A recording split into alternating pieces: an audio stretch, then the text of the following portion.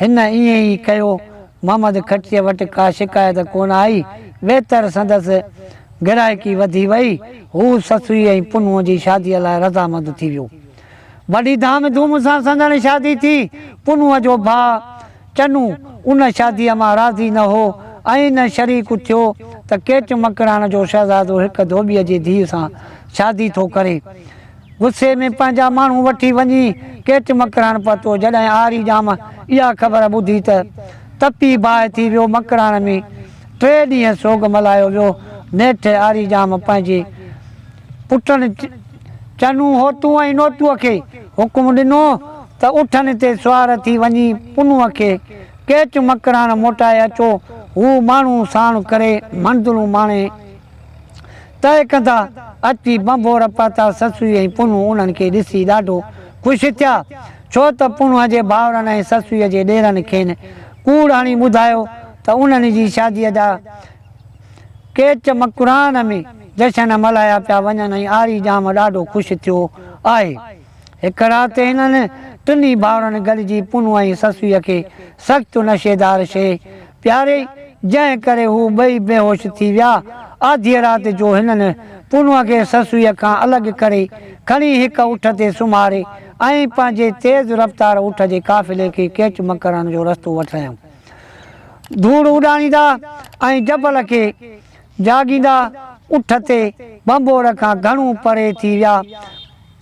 ॿिए ॾींहुं देर सां जॾहिं ससुई निंड मां सुजाॻ थी ऐं पाण खे हेखिड़ो सुतल ॾिठाई ऐं पोइ उन वक़्तु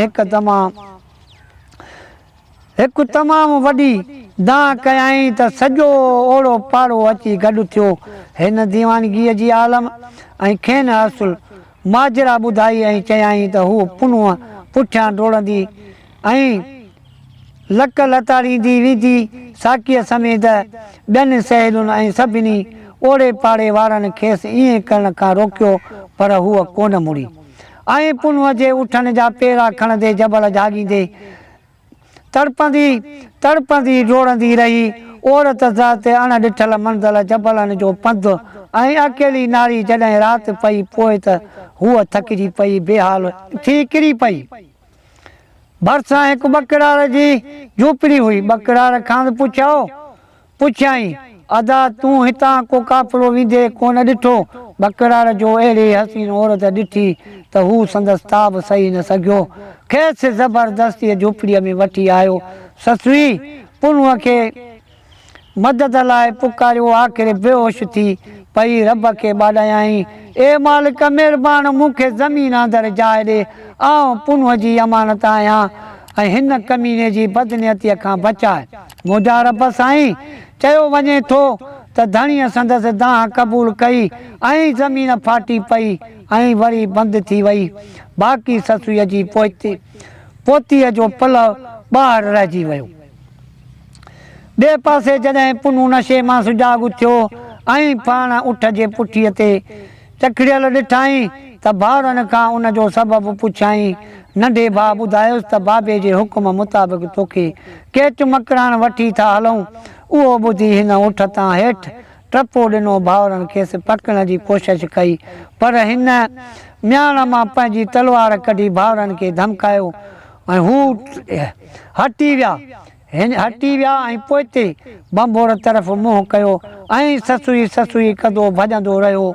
हू उठनि जे पेरनि जे सहारे ते पोइते मोटी रहियो हो। नेठि उते पहुतो जिथे ससुईअ खे धरतीअ पनाह ॾिनी हुई। उते बकरार मौजूदु हो जेको हाणे ख़ौफ़ खां कुझु आजो थी चुको हो। पुनूअ खे पक हुई त ससुईअ जी बि साॻी हालत हूंदी ऐं हिन बकरार खां पुछियो त तो का सुहिणी औरत हितां गुज़रंदे ॾिठी? बकरार खेसि ॿुधायो त कुझु वक़्तु अॻु हिकु ख़ूबसूरत औरत हिते आई हुई, पर उनखे ज़मीन ॻड़काए वई। हिन ससुईअ जी पोतीअ तरफ़ इशारो खेसि। पुनूअ ससुईअ जी पोती सुञाती ऐं दुआ घुरियई त मालिक महिरबानी ज़मीन खे चीर ऐं मूंखे बि इन में जाइ ॾे। पुनूअ जो अर्ज़ु अघाणो ज़मीन ॿीहर चीरजी पई, जंहिंमें पुनू बि दॿिजी वियो ऐं ईअं ॿई आशिक जीअरे खणी न पर मरण खां पोइ क़यामत ताईं पाण में हिकु थी विया। अदा इहो ससुअ पुनूअ जो दास्तान ॾुखायल मन मोहींदड़ ऐं सुहिणो मन मुझाईंदड़ सिंधी लोक दास्तान ससुई पुनू। इहो मां तव्हां ताईं फ़क़ीर मारूफ़ सोलंकी यूट्यूब चैनल मुश्ताक परदेसीअ ते तव्हां पहुचाए रहियो हुउसि। तो महिरबानी करे तव्हां इन चैनल जो जी मूंखे मोट सुठी ॾिजो, लाइक बि कजो, लाइफ बि कजो, कमेंट बि कजो। तव्हांजी वॾी वॾी महिरबानी थींदी ऐं मूंखे तव्हांजो इंतज़ारु रहंदो। ऐं हिन कहाणीअ जी मां महिनत कई आहे पूरा हीअ 40 खां 55 मिंटनि ताईं हीअ हली आहे। महिरबानी करे मूंखे मोट ॾिजो ऐं ॿुधिजो हिनखे ज़रूरु, थोरो टाइम वठंदव।